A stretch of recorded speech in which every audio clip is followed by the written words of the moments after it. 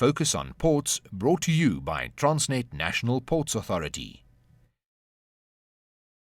Over the past 10 years, about 10 billion rand has been spent on developing the port of Ngqura and its facilities. Over the next 7 years, through Transnet's market demand strategy, a further 7 billion rand is set to be spent. Aside from the additional berths, the 7 billion rand will be spent on the construction of other facilities to increase customer turnaround time and capacity. We're looking at, the tank farm, construction of a tank farm, okay, which we have a preferred bidder at the moment, where we're doing last minute negotiations, where they will actually build a tank farm in the port area, which will be housing liquid bulk fuel. Okay, that we will be importing the fuel, from Durban or from the Mossel Bay refinery. Okay, but however, at the same time, there are talks, probably in about 2019, that project Mtombo, which is the South African Petroleum Refinery, it's a separate refinery, will start taking off in the IDZ. And should that happen now, that will obviously impact on the port, because we will have to provide the key to import and export of liquid bulk. Okay, so that's construction of your liquid bulk berths, and then we also have the manganese project, where we are constructing the 2-berth manganese terminal. Obviously, we will start off on a small scale from 6 to 7 million tons per annum, and we will increase it to 16 million tons per annum export facility. Okay, I would say at least by about 2020. So it'll be a slow ramp up. And obviously as for the demand as well. Okay, but obviously when we are designing the berth, we looked at maximum 22 million tons capacity, and also infrastructure leading from the IDZ. The stockpile area will be in the IDZ. So from the stockpile area, you need a conveyor from the stockpile, which is across the entry freeway, all along the port, with various recycling bins in the port, and onto the quayside and the loaders. Okay, so look at the manganese, and then you're also looking at the general cargo berths, where we'll have to surfacing of the key area, and construction of the berths. So we have also included in that 7-year capital expenditure program, we have included expansion of the container terminal. Okay, and we have included also an LNG terminal should the need arise. Okay, it depends. That all, again, it will be external, determined by the external market influences and what the country needs, the requirements of the country. So, but we have allowed for that. Should the need arise. So that's so that will be a major project. And then obviously coming up to 2019, we foresee the shipping numbers in the port to increase. So currently we have 3 tugboats. Okay, we will possibly considering the 4th tugboat by the year 2017-2018 to accommodate the increase in the shipping, to increase in the shipping numbers.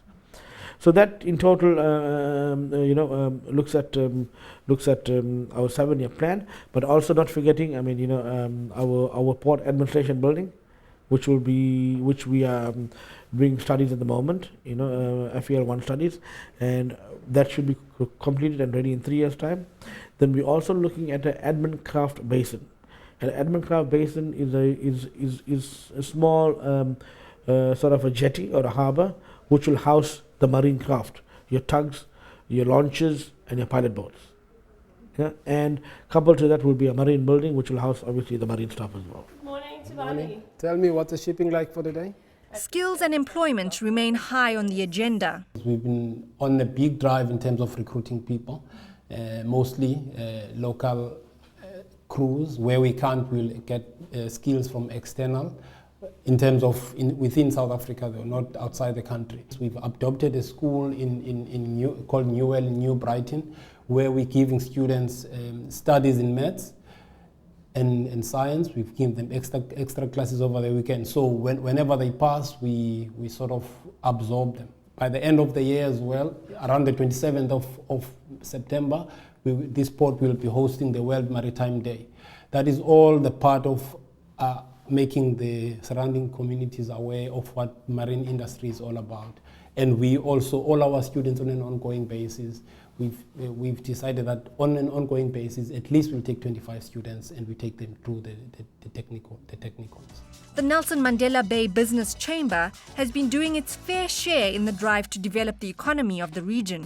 Historically, the Chamber played a key role in lobbying for the port of Ngqura on a national level. They have a number of strategic projects in the pipeline to further uplift the economy. For now, over the last 3 years, we've had a key focus on three core areas as a business chamber. We focused, number one, on Project Mtombo, which is the oil refinery. So 3 years ago, we decided that we develop a lobby group, or a stakeholder interest group as it's now known, to lobby and advocate strongly on a provincial and a national level for the petrochemical refinery to come to the Ngqura IDZ.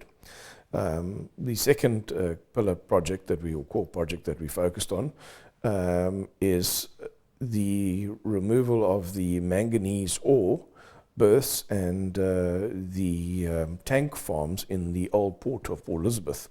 And so we've had a lot of interaction there with local government, provincial government, Transnet, on all spheres of Transnet group, and a lot of lobbying, advocacy, as well as working through a structured MOU between Transnet and the city on planning forums. So the objective there is that we'd like to see those manganese facilities and petrol tanks moved from the CBD environment of the city and allow more community access to that environment, to have access into ports again and create maybe a commercial hospitality environment and tourism hub on our beachfront area of Kings Beach. So that was the method, the objective at the end. And what has happened subsequently, Transnet and national and provincial government have agreed to move the manganese ore to the port of Ngqura, trebling basically our export capacity out of that port now compared to what we are doing at the moment out of Port Elizabeth. And also the tank farm is going to be moved to the Ngqura IDZ. For us, both a great success story, retaining both of those in Port Elizabeth. The Ngqura Development Corporation was established by national government to develop and manage the industrial development zone, which runs alongside the port of Ngqura. The IDZ has commonly been associated with the term white elephant. Concerns stem from the fact that the IDZ has been around for 10 years, yet investors are sparse. We were originally told to look somewhere around 50 years. Now, if you can remember what it was like 50 years ago, I can, for my age, things have changed radically in 50 years. But if you get the basics right, and it's more the infrastructure, you can usually be flexible enough to accommodate whatever will happen in the future. And the best example I can give you is I worked on the London Docklands Development Scheme in the early 60s, and it started in the 70s, and the last major development of that initiative was only finished last year. So that's 40 years on. So it's not a short-term thing, and I think that's one of the worries. Everybody thinks, well, why isn't it placed full yet? You can't do things that quickly. It takes time. But a lot is now starting to happen. If you think that we only started marketing in earnest around 2004, 2005, which was the time to generate interest,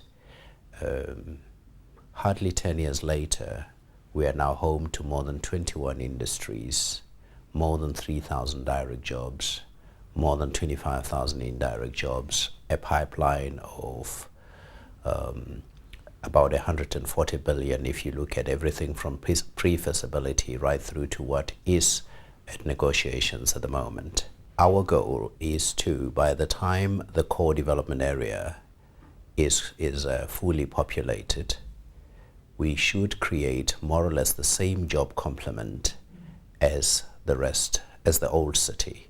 Now, the old city operates on the back of anywhere from 200 to 250,000 jobs. The IDZ is made up of 14 zones on 11,000 hectares of land. Investors are placed in a specific zone, dependent on their business. We're currently in Zone 1 of the Ngqura IDZ, which is the zone that is designated for companies that's got logistical operations. Specifically, we're standing in Zone 1 with, on the premises of APM terminals. And APM terminals are linked to the repairs and maintenance of reefer containers, which is essential for the export of frozen product from South Africa. To be honest, we've got clients queuing up. I'm seeing clients almost every day because this is the ideal position for them. You see, the problem is between what's happening at the moment is they're paying a lot of money to get their boxes from this Ngqura harbour to another depot into another area which is like 40 k's away. But here they within a radius of 2 kilometers, and that cost saving to them is what they need. Dynamic Commodities started about 14 years ago, exporting fruit shells to Japan. They progressed to making sorbet-filled fruit shells, which they export to the US, Canada, Middle East, Malaysia, Russia, and the UK. They've been operating from the IDZ for the past 6 years. Is my hair good?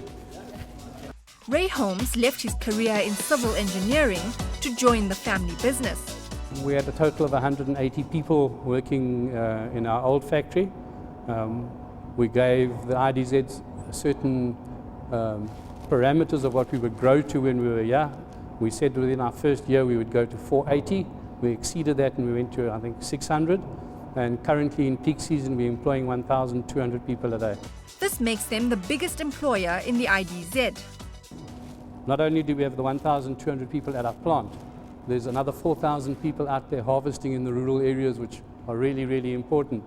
And if you look at our employer profile, we employ 95% females. So I think we meet a lot of the needs of Africa. We're on our way now to Zone 6, where the construction activities of Agni Steel is taking place. Agni Steel essentially is an Indian, South African-based company. When Agni Steel is operational, it is expected to employ about 400 people, and a further 400 after phase 2 of development. We're driving now past Zone 5, and on our left-hand side we have Boson Bricks, which is a brick-making company. They produce your road curbs as well as your brick paving. Obviously, we are located within the Ngqura IDZ for the future construction. We are passing the one of the open space areas. On your left and right side of the road, you will see it's still undisturbed bush, virgin vegetation, and that would stay like that forever.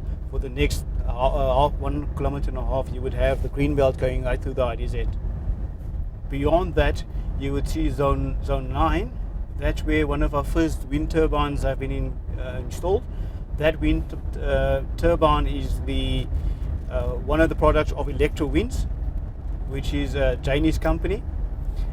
They will, once they've got approval from Eskom to actually purchase the electricity, and they would then start constructing the remaining 24 of the 25 wind turbines on the ridge, as you can see in front of you. The infrastructure is not the only attraction at the IDZ. The CDC is committed to supporting investors in other ways. The One-Stop Investor Services section, which I'm actually heading at this point in time, look after investors once they become operational. And there we actually assist investors beyond every activity that they require, any assistance they require, being it extension in terms of their current facilities, being it social amenities, being guidance in terms of which are the best schools to actually put their kids in, the availability of accommodation, the socio-economic condition within PE, because obviously many a time when you are operating the Ngqura IDZ, you need to bring employees in from wherever your mother company is, for example. So we can assist in terms of getting those work permits. We can assist in terms of getting the visas in that sense, to make sure that we take the sting out of these administrative processes and red tape. It's all linked. If more investors invest in the IDZ, the port of Ngqura will get busier, and in both, employment will increase. Who knows, the once neglected Eastern Cape province could become Africa's next economic powerhouse. Well, that's all we have for today's episode of Focus on Ports. If you have any comments or queries, you can email us at ports@abn360.com. From me and the team here, it's goodbye.